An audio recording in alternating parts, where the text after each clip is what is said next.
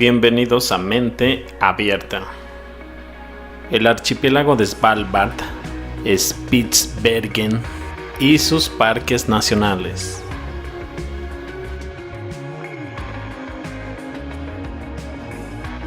Svalbard es un archipiélago noruego situado en el Océano Ártico. Spitsbergen es su mayor y única isla permanente poblada. Constituye la parte más occidental del archipiélago y limita con el Océano Antártico, el Mar de Noruega y el Mar de Groenlandia.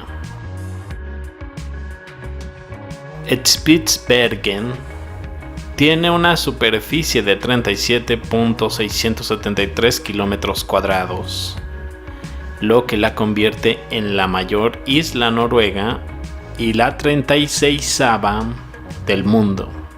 Observando el mapa de Spitsbergen, ¿ves estas zonas verdes que puedes ver? Así es, estamos hablando de parques nacionales de la isla Spitsbergen. Espero que entiendas la noción de parques nacionales entre comillas. Significa que no puedes excavar ni investigar. Obviamente esto no pertenece a los pseudocientíficos patrocinados. Tenemos casi la mitad de esta isla Spitsbergen cubierta de estos 7 parques nacionales. Ahí te pongo una lista.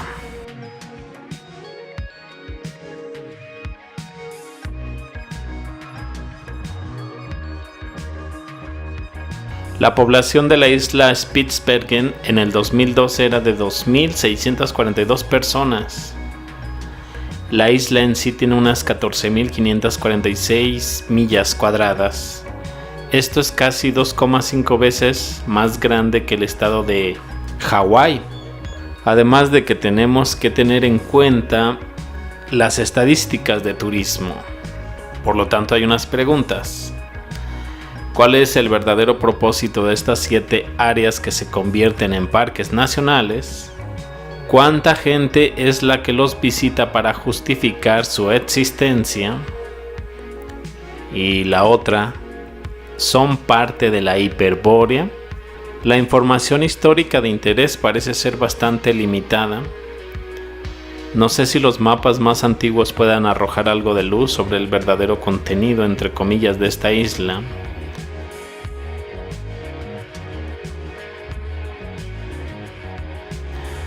Este mapa de 1570 realizado por Abraham Ortelius, denominado Reino Septentrional, parece que el archipiélago de Svalbard podría ser una parte de la Hiperbórea al norte, al no ser que se trate del pequeño grupo de islas de Santi-Rusten. De este modo seguiría estando lo suficientemente cerca de la Hiperbórea como para tener algunas zonas posibles para ser censuradas.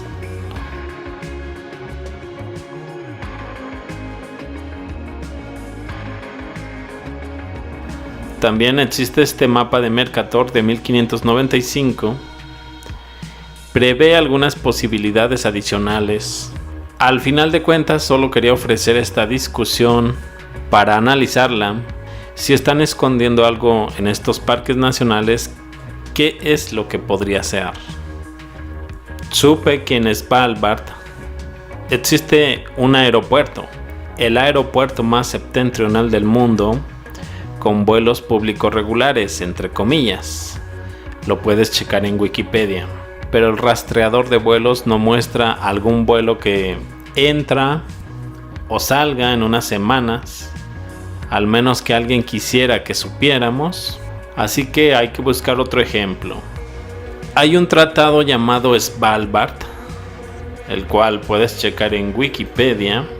El tratado Svalbard fue firmado en París el 9 de febrero de 1920.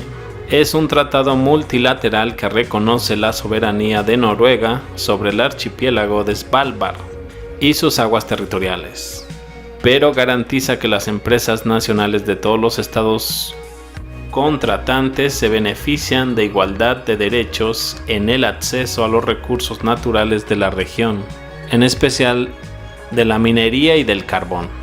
El tratado permite a Noruega regular la exploración y tomar las medidas de protección ambiental necesarias, pero impide cualquier discriminación positiva a favor de sus empresas nacionales o de empresas noruegas. El tratado también obliga a la desmilitarización y prohíbe la construcción de cualquier tipo de fortificación. La isla del Oso está incluida en este tratado.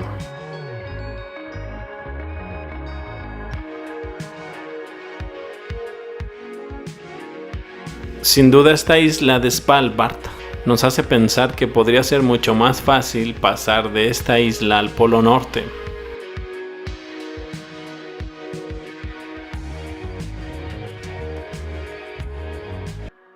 Bruno Schmidt. Este hombre realizó obras realmente fuera de serie, monumentos a la guerra más que nada. Y el video va enfocado en eso, en analizarlos.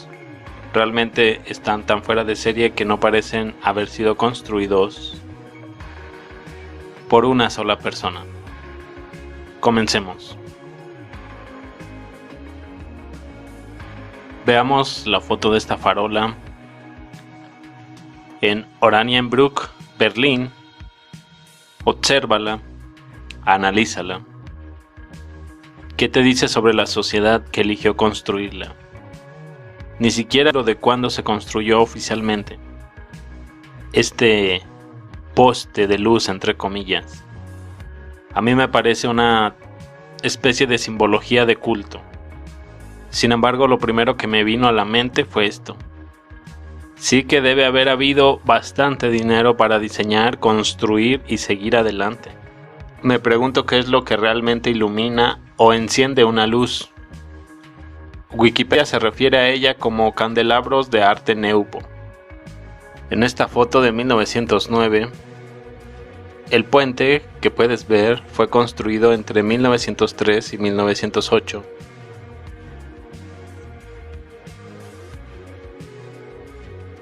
Por el arquitecto alemán Bruno Schmidt. El Oranienbrück abarca un brazo estrecho del canal en el medio de una amplia circular, pero debido a los amplios bancos del canal solo tiene un cuadro mal cerrado y sin sentido, en el que las calles, con mucho tráfico en ambos lados, se encuentran en forma de estrella.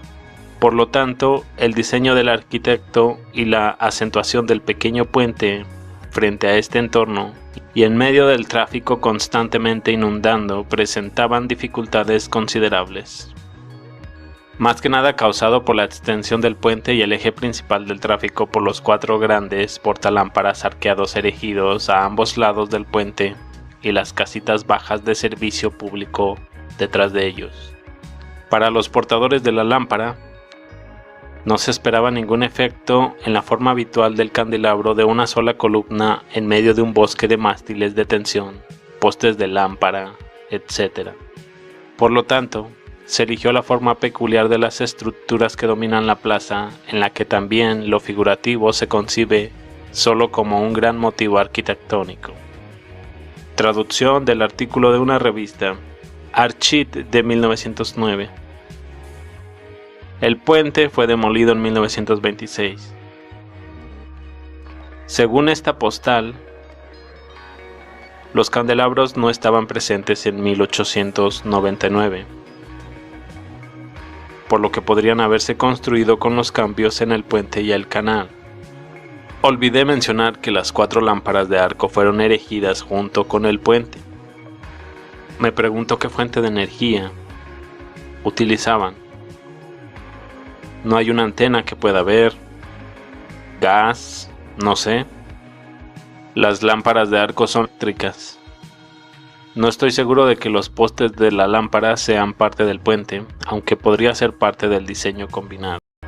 Vamos al lago Titicaca, un lago grande y profundo en los Andes en la frontera de Bolivia y Perú, a menudo llamado el lago navegable más alto del mundo. Por volumen de agua y por superficie es el lago más grande de América del Sur.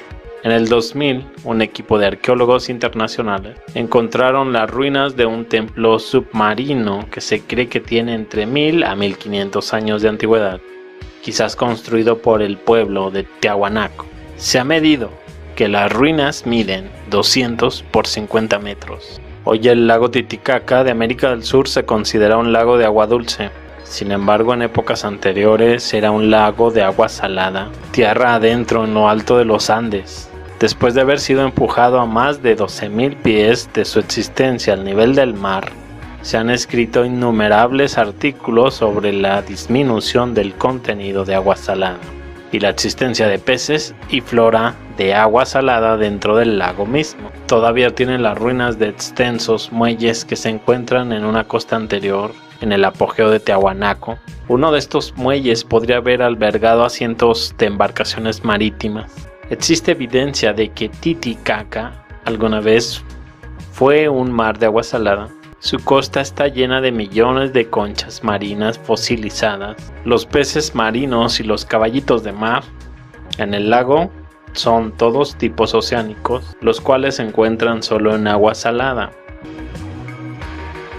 Quería sacar a colocación las sospechas relacionadas con los uniformes que tengo. Elegí el plazo 1812, pero creo que podría aplicarse igualmente a todo un intervalo.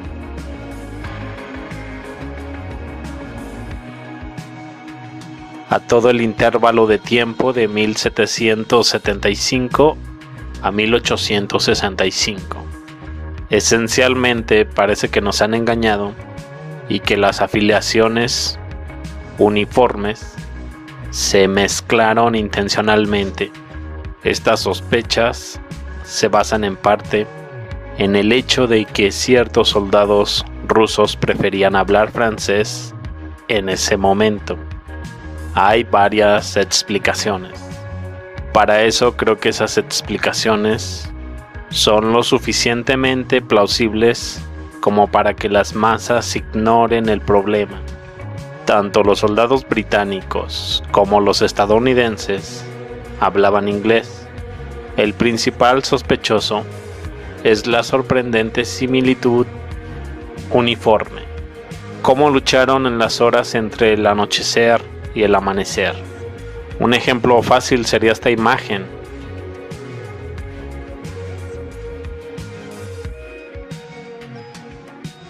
Elegí dos conflictos importantes de 1812, con el siguiente actor principal. En 1812, Rusia contra Francia, en la invasión francesa de Rusia.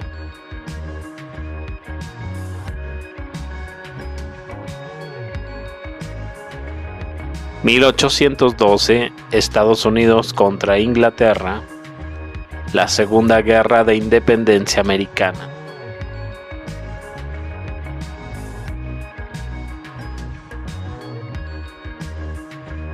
De la historia, conforme a la narrativa, conocemos los siguientes hechos. 1812, Rusia contra Francia.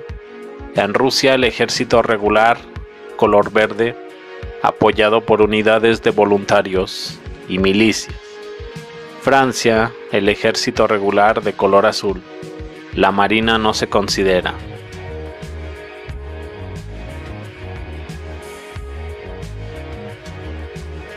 De 1812, Estados Unidos contra Inglaterra. Estados Unidos, el ejército regular de azul, apoyados por unidades de voluntarios y milicias. De Inglaterra, ejército regular color rojo. Las tribus navales y nativas no se considera. Quiero dejarles una nota. El desglose de color es consistente con los esquemas de color que cumplen con la narrativa principal de los uniformes involucrados. Al mismo tiempo, una investigación adicional en los uniformes muestra que todos estos colores estaban activos en cualquiera de los lados involucrados. Aquí hay un ejemplo de lo que estoy hablando. Con suficiente excavación, el color verde también se revelará. Creo que el nuevo orden mundial entrante estaba en proceso de hacerse cargo de la configuración del viejo mundo. No estoy diciendo que tenga razón en nada de esto, pero esa es mi opinión al respecto. El nuevo orden mundial sería el azul francés, el azul americano, el rojo británico y verde ruso. El viejo orden mundial sería el voluntario, las milicias estadounidenses y rusas. Algunos de los uniformes de la milicia estadounidense que no se muestran aquí están más en línea con los ejércitos regulares. Pero para mí esta es una razón adicional para cuestionar la narrativa. Una retrospectiva de energía atmosférica de un científico que intenta reproducir los métodos para extraer energía libre del éter. Originalmente era parte de una propuesta de financiación, por lo que el lector previsto era alguien que conoce la tecnología suprimida, está interesado en invertir suficiente dinero para llevarla a una aplicación comercial. Ha publicado los mejores relatos sobre sistemas históricos de energía atmosférica que se generalizaron en el siglo XIX. El documento contiene más información nueva sobre cómo funcionaban estos viejos sistemas de energía que todo lo demás que he visto en su conjunto. Hay un montón de nuevos detalles, así que aquí vamos con la introducción. Los puntos clave. Primero que nada, el oro es una parte integral de la tecnología. Un conflicto global por el control del suministro de oro se prolongó durante siglos y un lado finalmente ganó a fines del siglo XIX y luego se destruyó de inmediato esta tecnología. Esta es la razón por la que todos los bancos centrales y los estados nacionales atesoran oro hasta el día de hoy. Hubo una aplicación militar de la tecnología que es incluso más destructiva que las armas nucleares. Se libró una guerra mundial que convirtió el norte de África en un desierto y Siberia en un páramo helado. Antes de esta guerra toda la tierra tenía un clima uniforme y templado. La guerra también destruyó los sistemas hechos por el hombre que controlaban los niveles de agua y por lo tanto provocaron una inundación. Hubo una ciencia etérica bien desarrollada en el siglo XIX que usaba 8 elementos en fila cero de la tabla periódica. La fila cero ahora se ha borrado de la tabla. Los símbolos utilizados para estos 8 elementos etéricos han sobrevivido en la forma de juego dominó. Dominus significa maestro en latín. Siempre me pregunté por qué debería ser ese nombre para un juego. La narrativa convencional sobre la introducción de suministros de electricidad en las ciudades dice que había muchos sistemas locales de distribución de electricidad a pequeña escala que eran de corriente continua. La narrativa dice que estos no pudieron transmitir energía a largas distancias, por lo que el sistema ganó al final. Sin embargo, la narrativa convencional pierde la parte sobre los sistemas de que generaban energía libre a partir del éter. Es interesante que esto sugiera que el poder etérico fue retratado como algo solo para ricos, lo que me hace pensar que la electricidad fue altamente subsidiada al principio hasta que las otras formas de poder fueron destruidas. Buscando pruebas de poder e iluminación etérica realmente que hayan existido durante más de un año, siento que estamos algo cerca.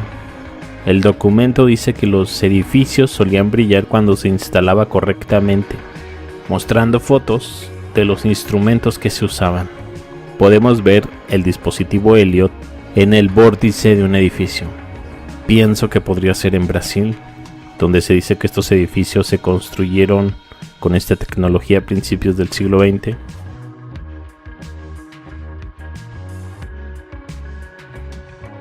Y podemos ver una foto de un dispositivo similar que no emite luz. Claramente esto no es ningún tipo de dispositivo de iluminación que haya visto.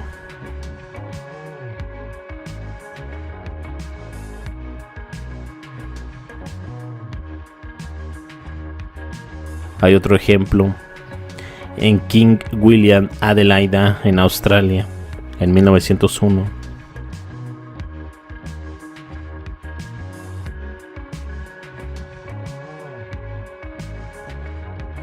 Fotos del mismo edificio tomadas durante el día, se puede ver el orbe sólido que aparentemente brilla intensamente por la noche.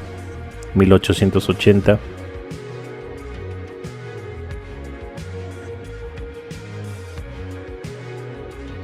1866. Vale la pena mencionar que la narrativa convencional dice que Australia fue colonizada por convictos y que solo había unos pocos cientos de miles de ellos allí a principios del siglo XIX. Entonces, ¿cómo construyeron todo esto? Ciertamente parece algo que había estado prosperando y que fue abandonado en gran medida cuando se tomó la foto. ¿Qué científico adecuado asumiría cualquier cosa? Así es como funciona este proceso. Comenzamos con los hechos y obviamente nos metemos tanto como queremos en la precisión de los hechos. Luego hacemos suposiciones y las comparaciones con la realidad. Simple. El truco consiste en estar realmente seguro de los hechos, muy claro sobre lo que se sabe, y luego ser muy selectivo acerca de las suposiciones que se investigan. El probar que esta tecnología existió no puede ser la tecnología actual.